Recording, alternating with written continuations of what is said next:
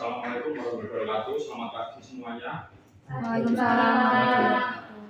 Sebelum kita mulai pembelajaran pada pagi hari ini, mari kita berdoa menurut kepercayaan dan kalian masing-masing. Silakan untuk Mas Bagus dipimpin doanya. Sebelum memulai pelajaran pada pagi hari ini, mari kita berdoa. Hari ini disampaikan saya berdoa silakan.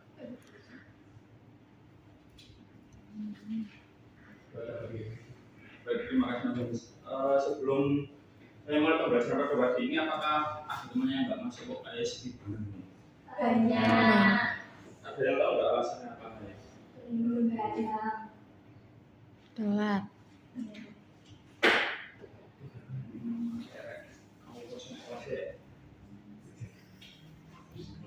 Sebelumnya, setelah pertemuan kemarin kita membahas tentang masa peralihan kan, jadi kita hari ini langsung skip aja ke masa reformasi. Nah,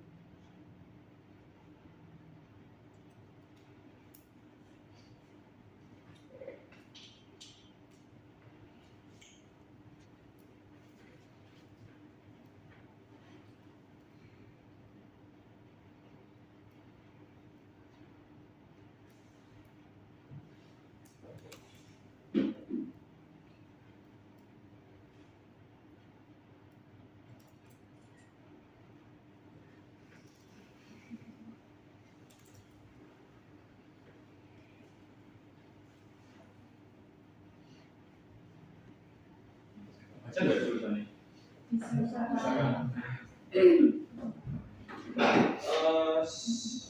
Sebelum kita membahas tentang tujuan kita dulu, harus harusnya kita tahu dulu kan apa yang mau kita bahas. Nah, ada yang tahu nggak ini gambar apa? Demonstrasi. Reformasi. Demonstrasi. Iya Pak. Ya udah jelas kan ini demonstrasi kan, nggak mungkin sekarang ini lagi ada makian atau apa gitu kan. Apa yang kalian tahu tentang gambar yang ada di depan kalian ini? Bisa jelaskan secara singkat? Izin menjawab Pak. Ya. Kalau saya peristiwa itu peristiwa yang dimana orang-orang berusaha menyelesaikan kedudukan Soeharto. Kenapa? Karena banyak sekali faktor-faktor yang cukup membuat kisruh negara tersebut. Boleh. Ada lagi? Ada yang lain?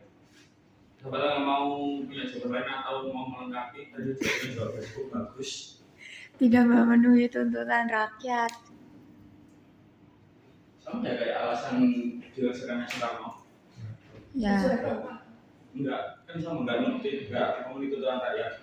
Masukan Soekarno kan juga kan, Ya. seperti tahun kemarin.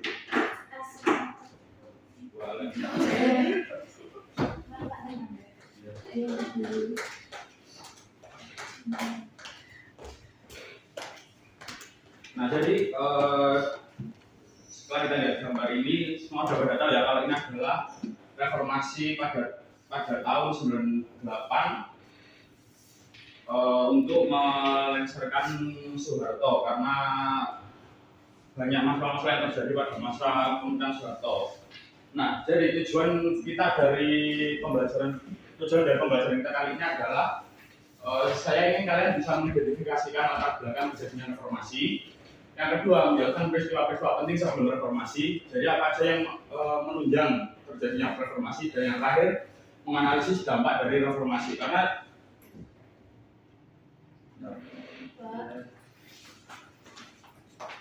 Karena apapun kejadiannya pasti memiliki dampak baik positif maupun negatif.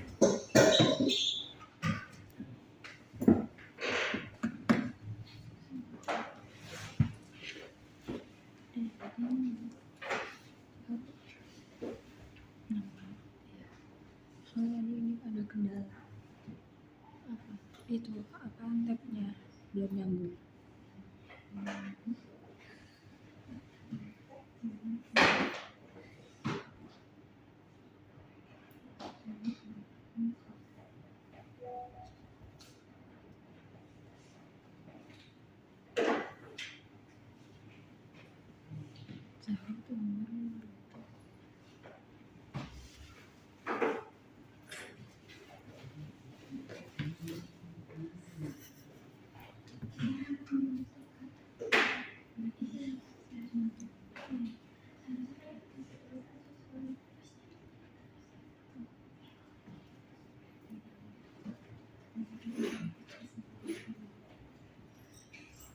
Nah, yang pertama ini ada latar belakang terjadinya reformasi. Setiap kejadian, apalagi kejadian besar ini pasti ada latar belakangnya kan, apa yang membuat mereka melakukan demo sebesar ini.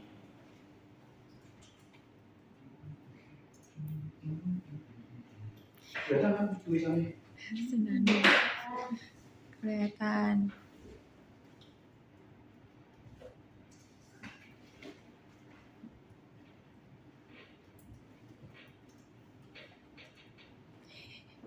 Ini ada yang mau membantu Bapak untuk menyebutkan apa saja latar belakangnya? Terjadinya inflasi. Anjir.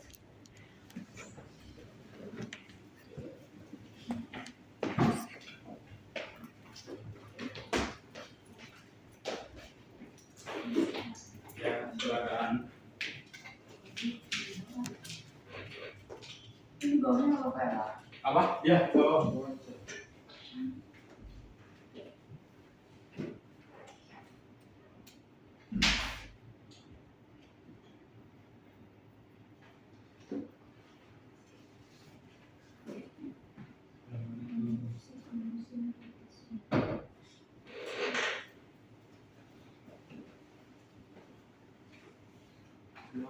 Ada yang lain? Ada yang mau nyebutin?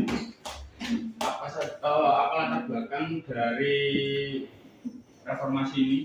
Apa yang mendukung para mahasiswa ini, para demonstran ini untuk berusaha menggulingkan pemerintahan saat itu?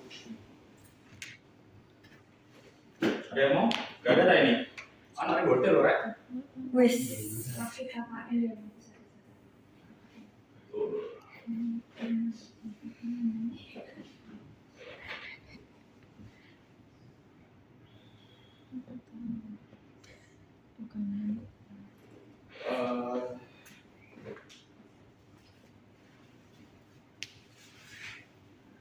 Jadi ini ya, tak jelasin sing lebih lurus lagi ya. Jadi awal dari sebenarnya ini ya kurang lengkap. Jadi lebih lengkap itu awal dari terjadinya reformasi adalah karena krisis Moneter. ya krisis moneter. Nah, ini salah satu dari dampak krisis moneter itu. Jadi sebenarnya kalau misal lain waktu kalau misal ada soal atau apa, kalian bisa jawab latar belakang itu terjadinya krisis moneter itu lebih tepat daripada terjadinya inflasi ini. Nah, yang pertama di krisis moneter kan, di krisis moneter ada beberapa penyebabnya.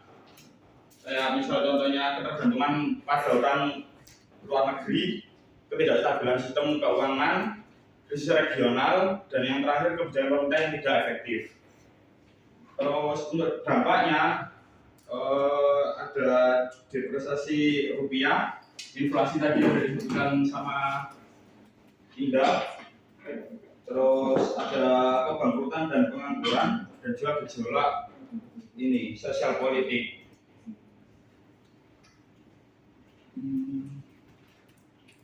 Jadi preventif. Masuk. Nah sekarang ini latar belakang yang kedua berarti KKN. Ada yang tahu nggak KKN itu apa? Selain kuliah kerja nyata. Kolusi, korupsi, nepotisme.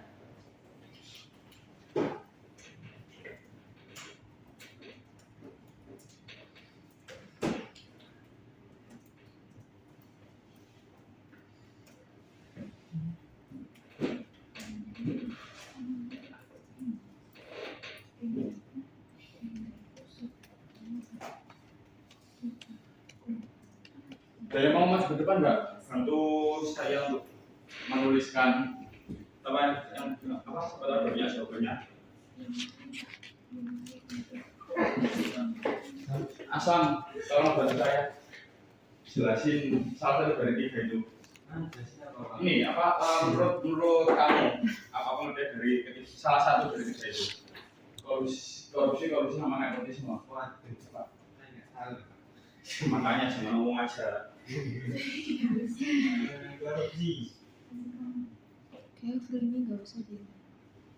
Ah, jelek. Yang mana? Frame yang mana?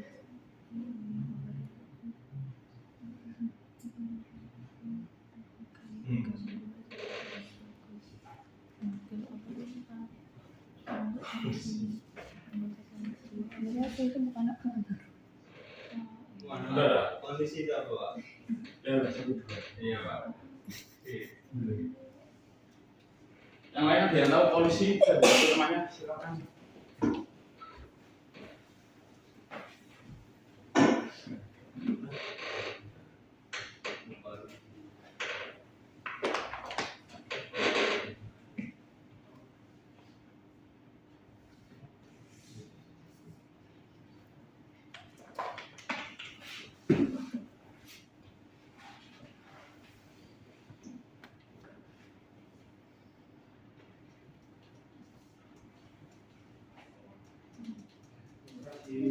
Kurang satu, ada yang tahu nggak polusi itu apa? Siraj tahu? Ini apa?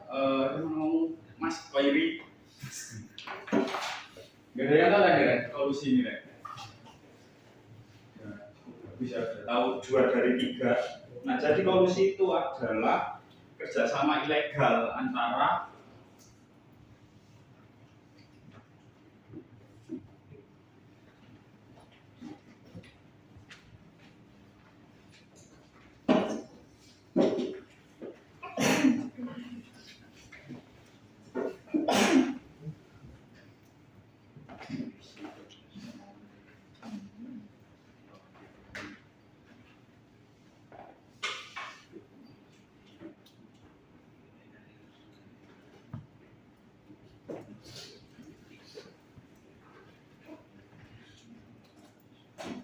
Nah, jadi kurang lebih polusi adalah kerjasama ilegal yang dilakukan antara pejabat dengan pengusaha swasta.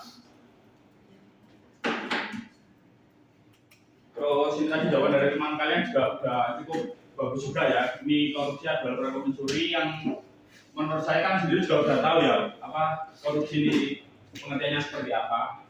Terus yang nepotisme ini adalah memprioritaskan kerabat atau orang terdekat. Kalian pernah lihat kasus seperti ini di waktu dekat ini enggak?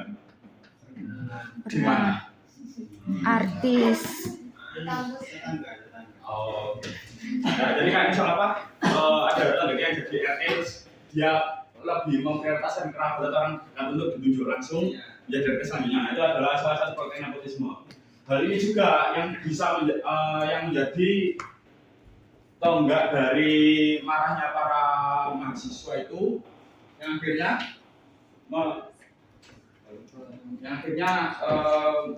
membludak pada bulan Mei 2000 pada bulan Mei tahun 1998.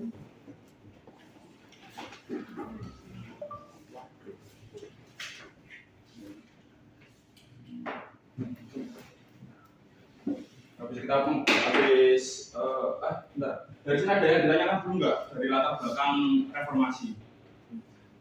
Nggak ada. Clear, lanjut ya. Pak, saya ini bertanya. Oke. Untuk yang di gambar itu mahasiswa dari kampus mana? Itu banyak ya. Saya kira sendiri. Yang mayoritas nama materinya itu Pak. Itu dari mana? Ada yang tahu nggak dari mana? ITB Trisakti. Terima kasih untuk jawabannya.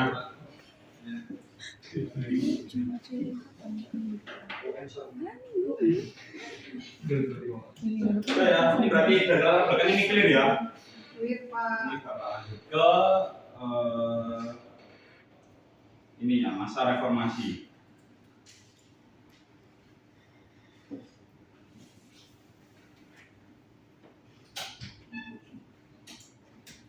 Jadi pada masa reformasi ini atau bisa dibilang pas lagi chaos negara ini ada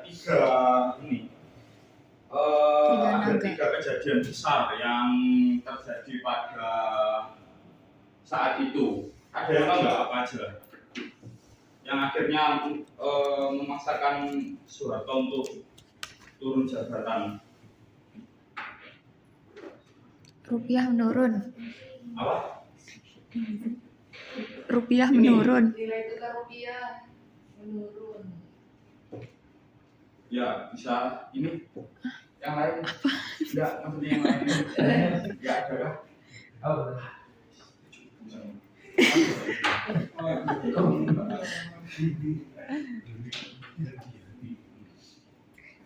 Jadi sebelum reformasi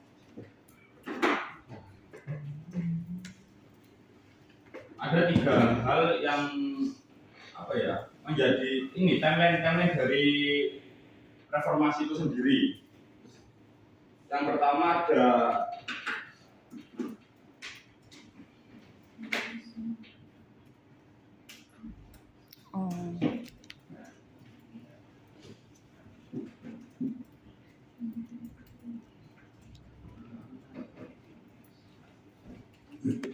ya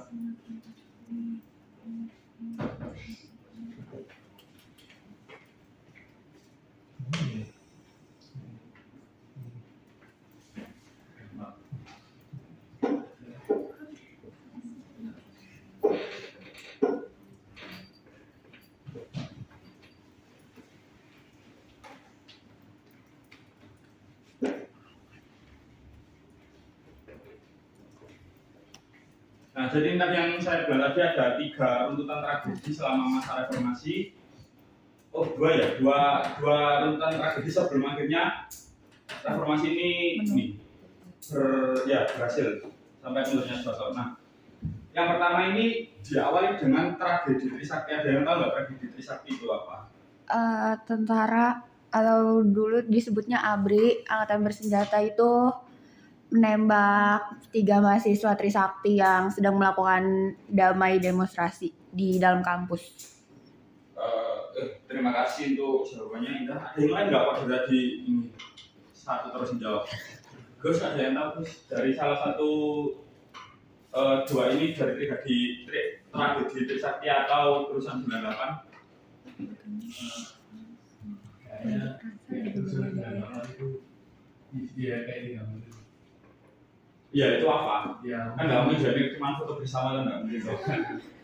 jadi ribu ke pemerintahan yang Ini saya jawab. Ya. Setelah 98 itu cuma kerusuhan yang terjadi pada tahun 98. Jadi orang waktu itu menjarah barang-barang di abang-abang Yatim, saudara Kompasan juga, saudara Asis terhadap Cina gitu. Itu yang dulu soalnya informasi. Betul, terima kasih untuk jawabannya dari Mas Siraj. Nah, jadi awal dari marahnya para mahasiswa ini didasari dari ini tragedi Trisakti ini, di mana pada saat para mahasiswa Trisakti ini demo damai itu ya di kampus, itu ada beberapa mahasiswa ya ada kurang lebih empat mahasiswa yang ditembak oleh ABRI. Yang pertama ada Alang Mulia Lesmana, Heri Hertanto, Hafidin Royan, dan Hendriawan. Nah, dari penyebab pada saat ini ya demo di Trisakti, akhirnya tuh para mahasiswa itu semakin marah dan semakin muak dengan masa Orde Baru. Jadi, sorry saya lupa tanya tadi, ada yang tahu Trisakti ini terjadinya tanggal berapa? 12 Mei.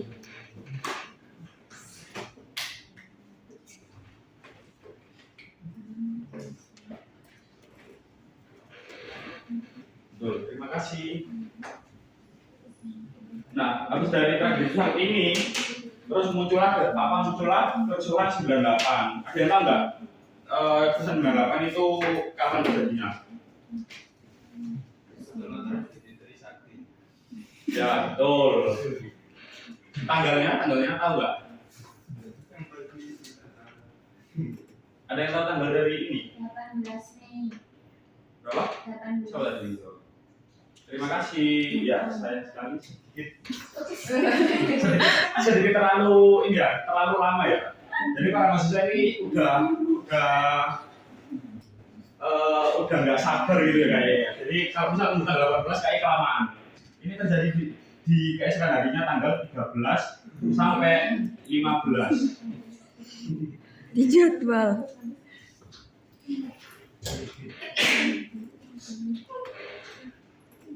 Nah, jadi di 2 hari ini tuh benar-benar dimana kondisi ibu kota itu benar-benar chaos. Jadi dulu itu sampai banyak yang kan udah dijelasin sama Siras tadi kalau di kerusuhan 98 ini banyak kayak penjarahan toko-toko Cina itu. Nah, jadi kalau misalnya sekarang ada yang pribuminya mengaku Cindo, coba mereka kembali ke 98 pasti dia nggak berani mengaku Cindo lagi. Karena pada saat itu orang-orang yang Cina pun mereka berusaha Menutup identitas. iya, menutup identitas bahwa mereka meyakini bahwa mereka adalah pribumi. Yeah.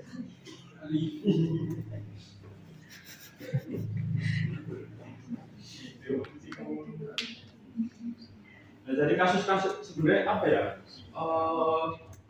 Puncak bisa dibilang puncak dari puncak sih kekeosan yang terjadi ini tuh dikarenakan yang pertama ini tadi ya tragedi Trisakti ini terus sama muaknya para masyarakat umum terhadap pemerintahan ini Orde Baru. Saking parahnya sampai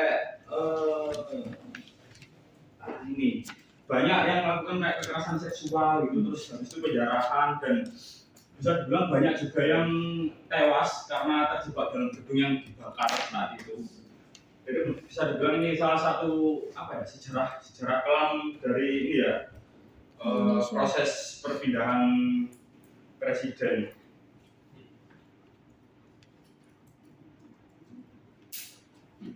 Nah, terus pada akhirnya setelah terjadi kerusuhan ini, ada yang tahu nggak Soeharto ini turun pada tanggal berapa? 21 Mei. Terima kasih. Salah. Ya, ini benar.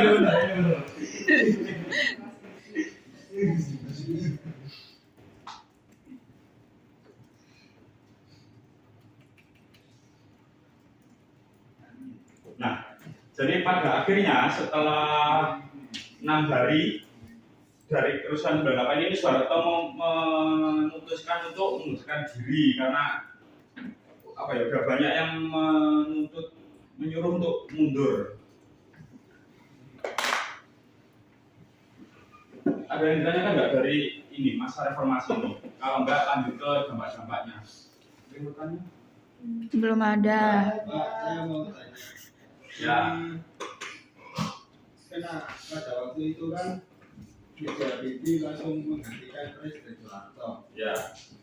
Itu saya jujur saja ingin bertanya siapa wakilnya Bapak B.J. Ada yang mau jawab nggak?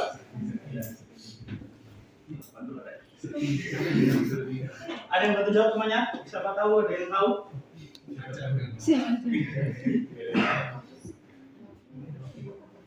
Megawati kali.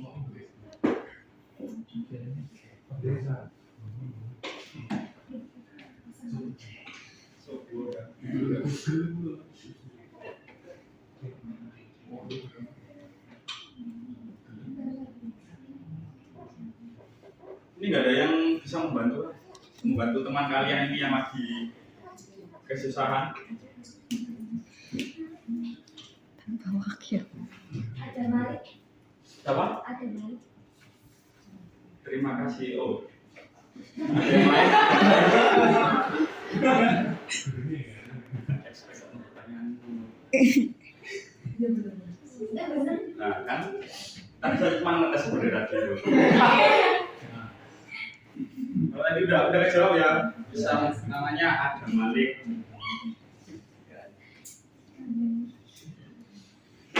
Udah berarti aman ya ini reformasi ini sampai mundurnya Soeharto. Aman. Yang terakhir ini,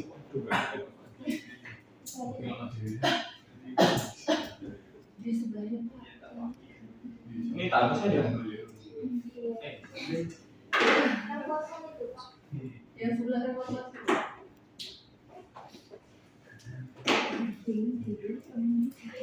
Enggak cukup sini, bawa sini.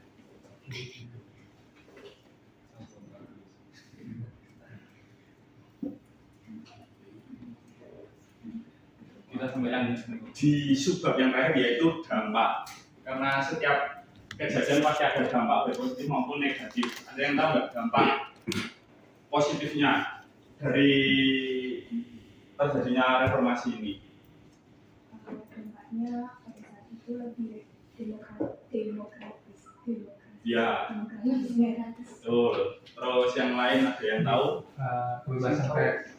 Ya, itu juga salah satunya karena kita tahu sendiri ya kebijakan-kebijakan apa yang terjadi ya kebijakan pada masa Orde Baru itu benar-benar apa ya kayak mengekang banget gitu kan. Terus ada yang tahu nggak? Ada satu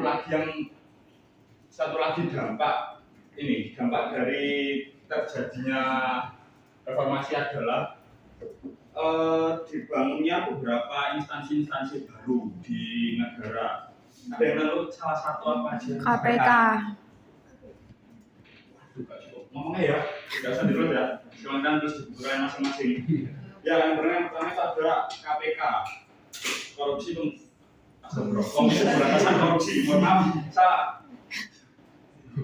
Terus sebenarnya di sini ada banyak ya yang yang lahir setelah era reformasi. Cuman rata-rata apa ya, yang rame, yang hype cuman KPK itu. Jadi ada beberapa seperti Mahkamah Konstitusi itu juga lahir setelah era reformasi, Komisi Yudisial, Dewan Perwakilan Daerah atau DPD itu juga lahir setelah era reformasi, Komisi Pemberantasan Korupsi tadi ya. Terus ada Komnas HAM semakin diperkuat. Jadi karena kita tahu sendiri kan gimana dalam tanda kutip kejamnya Soeharto pada saat memimpin negara kan. Jadi setelah lesnya Soeharto, Komnas HAM ini semakin diperkuat lagi. Terus ada Komisi Informasi Pusat ini untuk menjamin keterbukaan informasi publik. Jadi kayak transparansi itu antara pemerintah sama publik. Terus ada Ombudsman ini mengawasi pelayanan publik dan menerima pengaduan masyarakat. Terus ada Komisi Nasional Anti Kekerasan Terhadap Perempuan. Nah, ini atau Komnas Perempuan. Komnas Perempuan ini dibentuk karena ini dari tragedi 98 ini banyak yang dari tragedi 98 ini banyak yang kayak kekerasan seksual gitu kan, gara-gara kerusuhan itu. Nah jadi itu tadi ya apa dampak-dampak, salah satu dampak positifnya itu adanya ini lahirnya institusi-institusi baru, instansi-instansi baru, terus juga kebebasan pers itu tadi, terus pemilu yang masih demokratis yang diatur menjadi satu periodenya 5 tahun, dan ya kemudian lembaga baru yang tadi. Sudah, ini ada yang ditanyakan nggak dari ketiga subbab ini? Siapa tahu ada yang kurang paham? Nggak ada. Udah. Baik, terima kasih atas ini paham. Ada yang mau bantu ini nggak menyimpulkan pembelajaran pada hari ini? Kalau nggak ada yang akan saya tunjuk. Halo, can I get your attention please?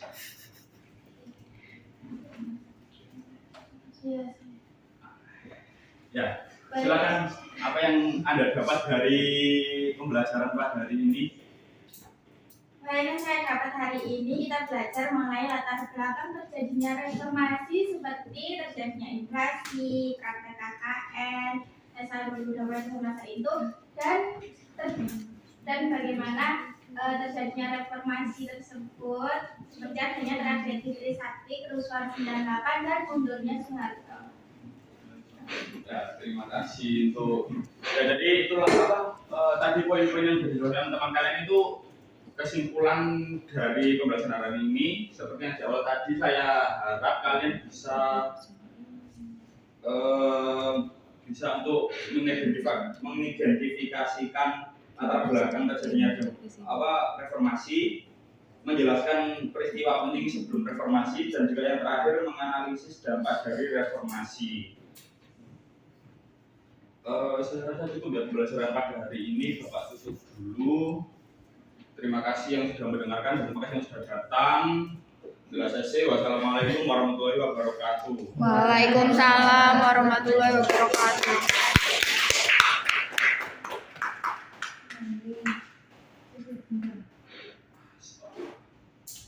Kalau dari aku sendiri, kegiatan pembukaan pembelajaran ini tadi udah cukup baik. Tapi motivasi di awal pembelajaran itu belum dimunculkan.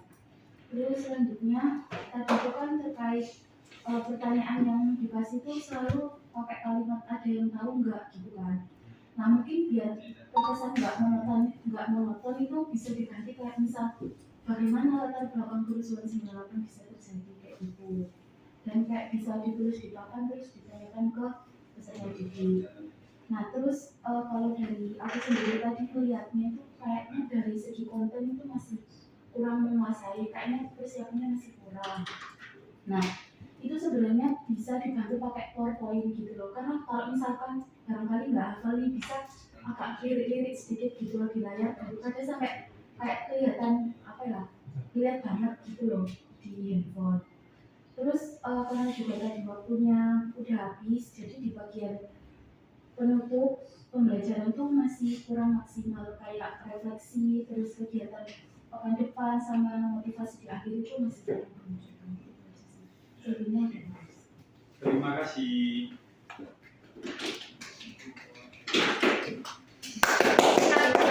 Satu, dua.